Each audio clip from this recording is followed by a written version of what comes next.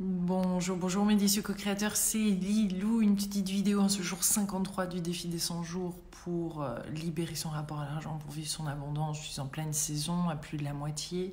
Beaucoup de choses ont bougé comme j'ai pu partager lors du séjour aux États-Unis.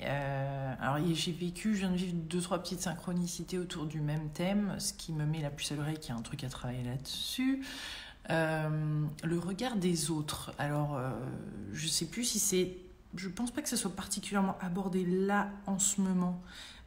Quoique si, en fait. Mais ça, c'est une synchronicité. C'est en plein dans les exercices du jour aussi, parce que là, je viens de voir par rapport aux achats, aux entourages, etc. Il y a quelques questions par rapport à ça. Mais moi, ce qui s'est passé, c'est que c'est venu... alors, comme tout défi des 100 jours, à chaque fois, il y a une forme de magie qui se met en place et des synchronicités qui tombent pile en général à peu près dans les jours qui correspondent sur ces thèmes-là. Parce que là, je vois justement qu'il y a des questions à poser. Mais c'est même pas pour ça que j'en parle, parce que dans Big Magic, j'ai partagé avec vous, j'étais en train de lire ce livre, Big Magic d'Elizabeth Gilbert, et elle parle juste en ce moment-là, de l'opinion des autres et à quel point ça peut nous retenir dans notre créativité. En tout cas, que c'est un killer de créativité, forcément, parce que dans le coup, on n'ose pas, on fait pas, etc. Et ça fait longtemps que je me dis que voilà, le regard des autres me retient. Et je bloque un petit peu par rapport à ça parce que je trouve ça assez paradoxal, parce qu'une partie de moi l'est et l'autre pas du tout.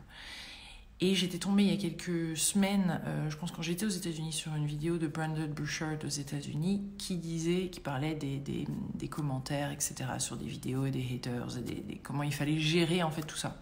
C'est vrai que c'est quelque chose auquel j'ai eu à faire face assez tôt, parce que depuis 2006, je mets des vidéos sur YouTube. Donc j'ai rapidement, surtout à l'époque, c'était pas très très populaire, on peut dire, de parler de sa life, de sa vie, de la spiritualité, etc. et du développement personnel. Donc je me suis direct plongée dans le bain, où forcément quand on commence, même je suppose maintenant sur YouTube, on se rend compte que voilà, qu'il faut faire face aux commentaires des autres. Et c'est vrai que ça m'affectait énormément, et ça peut m'affecter aujourd'hui. Mais ce qui est fou, c'est que je retombe sur des informations de deux personnes à des très hauts niveaux de créativité et de création. Très haut, par là j'entends des personnes qui sont publiques, qui sont sur des grandes scènes, qui exposent leurs idées, qui créent des projets qui ont un impact dans le monde, etc. Et c'est vraiment les mêmes conseils qui se regroupent. Donc je sens que là, il y a quelque chose à débloquer moi par rapport à ça.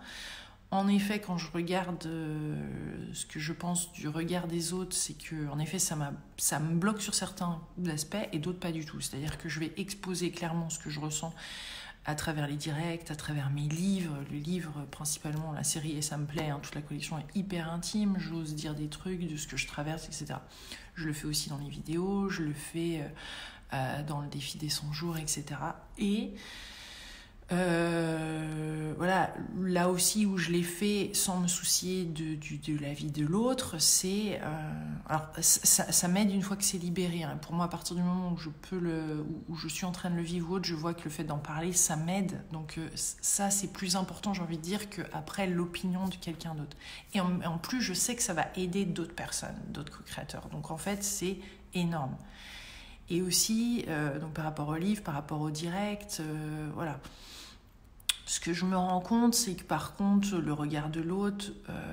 alors c'est pareil, j'allais dire aussi par rapport aux vidéos et aux interviews, c'est que ça se faisait pas du tout non plus de se mettre à côté de quelqu'un, de parler spiritualité il y a 10 ans de ça, hein, il y a plus de 10 ans de ça, et que là aussi, si j'avais été vraiment bloquée sur le regard de l'autre, je me serais même pas autorisée. Mais il y avait quelque chose de plus fort, de plus grand, de plus important pour moi à faire, qui était de partager ce savoir. Et c'est ce qui me fait aussi faire des conférences, et même si là le regard de l'autre me gêne beaucoup plus, parce que le regard est là, c'est-à-dire que c'est pas comme une caméra, c'est devant soi où on a des personnes, et c'est là où j'aurais plus de mal. Et je vais vraiment regarder cette question, parce que c'est qu'est-ce que je ferais de différent si je ne me préoccupais pas de l'opinion de l'autre. Et c'est vraiment la question que je vais laisser résonner en moi. Parce que dans un premier temps, je pensais ah oui, je suis énormément impactée. D'ailleurs, ça m'arrête, et j'entends souvent Michael qui me dit ça t'arrête, etc. Donc j'étais en train de me dire mais est-ce que ça m'arrête vraiment? Et non, vraiment pas sur certaines parties de ma vie, pas du tout. Au contraire, je suis stimulée de partager. Et à un moment, j'arrive à me détacher complètement de l'opinion de l'autre. Mais je passe par des phases. Et je suis une sensible, hein, je pense que nous tous, moi, ultra sensible. Donc il y a une partie qui va en effet plus bloquer sur... alors, les gens que j'aime, ça c'est sûr. Et puis, peut-être, quand quelque chose n'est pas assumé ou... par rapport, voilà, faut que je regarde parce qu'il y a, en tout cas en lien avec l'abondance, c'est sûr qu'il y a quelque chose, parce que ça vient me chercher et je sais que ça vient me chercher.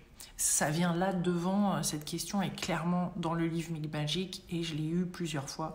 Donc, qu'est-ce que je ferais de différent si l'opinion de l'autre n'était pas importante? Donc, je vais vraiment regarder ça et regarder un peu tous les domaines de ma vie pour voir là où, en effet, peut-être que ma créativité est limitée ou, j'ai envie de dire, mon bien-être et ma propre plénitude et me dire voilà. Parce que c'est clair que, comme il l'explique, et pour l'avoir vécu, c'est que quand on met des projets, des idées qui sont nouvelles, bah oui, il faut oser, et puis après, ça peut pas plaire à tout le monde. Et forcément, ça va générer des conversations très différentes, comme dit Elizabeth Gilbert dans son livre, Eat, Pray, Love, donc manger, prier et aimer, son livre, qui a été d'ailleurs tourné après en film avec Julia Roberts qui joue son rôle, a eu des haters et a eu des gens qui disaient mais c'est du n'importe quoi, c'est le pire truc que j'ai jamais pu voir, c'est pour moi un livre de référence comme aucun autre. Donc en fait, la différence d'opinion entre peut être énorme. Et moi, je l'ai vu aussi dans les vidéos, dans des sujets, etc. Et c'est pas possible de... Mais là, en lien avec l'abondance, en effet, je vais regarder tout ça de plus près. Je voulais juste partager ça avec vous parce qu'on est dans cette réflexion et que vous soyez dans le défi des 100 jours ou pas, peut-être que cette question-là peut vous aussi vous apporter une ouverture, un soulagement, une autre façon de voir. Parce que pour moi, tout déclic qu'on va avoir va se faire au fur et à mesure. C'est pas, des fois, c'est des grosses étapes. Comme là, je vois avec Stella, les 6 premiers mois, je peux vous dire que les 6 derniers mois, là j'en sors tout juste. Et j'en ai parlé un petit peu lors des directs, mais pas autant que ce que c'était, parce que c'était vraiment très dur pour moi les 6 derniers mois. Ça a été énorme. Je me suis retrouvée dans une espèce de spirale. Et c'est pas tant les ajustements, je suis en train de voir, que j'ai eu à faire, parce que voilà, avant 40 ans, j'ai fait un peu ce que je voulais, sans enfants, etc. C'est pas tant les ajustements, parce que là, on vient de voyager pendant un mois. On n'a pas changé nos habitudes, finalement. Enfin, on a vécu des trucs extraordinaires aussi, comme ça, en famille, à bouger. Mais ce qui a vraiment été très douloureux, en fait, c'était la douleur qui était difficile pour moi et les courtes nuits. Et donc, il y avait quelque chose de forcément, quand physiquement ça va pas, ou qu'il y a une douleur, ou que mentalement, etc., on est en mode survie. C'est vrai que j'ai eu énormément de mal à avoir de la gratitude, à voir tous les pas que Stella faisait, etc. Et moi, parce qu'il y avait une telle douleur. Et maintenant, j'ai l'impression qu'avec les États-Unis, ça a cassé ce cycle-là. Enfin, cassé. Il y a quelque chose de nouveau qui vient de s'ouvrir. Et donc, je retrouve mes marques, même si je ne les avais pas perdues. Mais c'est juste que la douleur n'étant pas là et ne portant plus la responsabilité de nourrir, entre guillemets, notre fille, etc. Donc, ça ouvre plein de possibilités. Donc là, c'est une joie de pouvoir revivre ces instants-là. Et donc, ce que je voulais dire, c'est que ouais, il y a des ajustements, mais pour moi, là, ça s'est fait genre d'un seul coup, le basculement vers une ouverture et une transformation qui est en train de se passer dans ce domaine-là.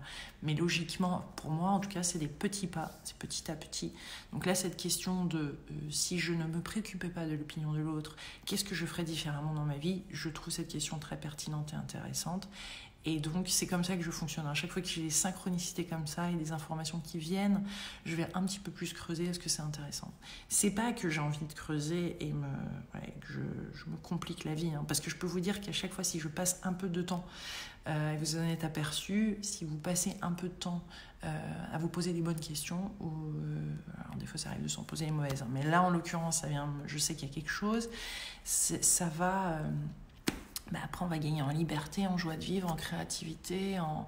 Il y a un tel impact, en fait, sur des fois se poser comme ça ces bonnes questions et d'avancer. Ça permet d'avancer, justement, de manière hyper efficace. Donc voilà, Je voulais... Après, qui dit la foi inébranlable de Lilou.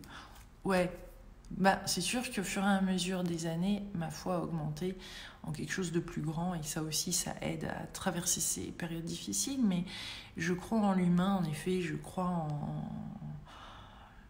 en notre capacité d'évolution. Moi, on m'a fait croire pendant longtemps que, voilà, que le changement n'était pas possible. Je suis certaine, et je l'ai vu et je le vois, que le changement est possible, que la transformation est possible, etc. Après, il y a des trucs forcément qui nous font tiquer, hein, et là, on a l'impression de repartir à zéro, mais c'est pas vraiment du zéro parce qu'on peut avancer beaucoup plus rapidement qu'avant. C'est-à-dire que les périodes d'angoisse ou de stress ou de machin vont être beaucoup plus courtes.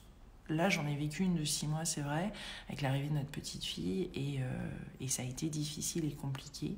Mais c'est pas autant que je pensais un ajustement par rapport à notre vie, mais c'est plus lié à la douleur à gérer, le manque de sommeil, etc. Et voilà, donc certes, c'est des ajustements, mais c'est pas... notre vie n'a pas, comment dire, on a envie d'être libre de voyager, de faire plein de belles choses, de continuer d'être créatif, de s'épanouir professionnellement aussi, de faire tout ça. Donc oui, c'est un ajustement, mais c'est vrai que c'est tellement d'amour un enfant, c'est tellement craquant en plus à cet âge-là, 7 mois, je vous explique pas. Oh, c'est un petit bonheur de l'avoir. Voilà, bon, bah, en tous les cas, je vous embrasse bien bien fort. J'espère que vous allez bien et je vous dis à très bientôt. Gros bisous. Bye, bonne soirée.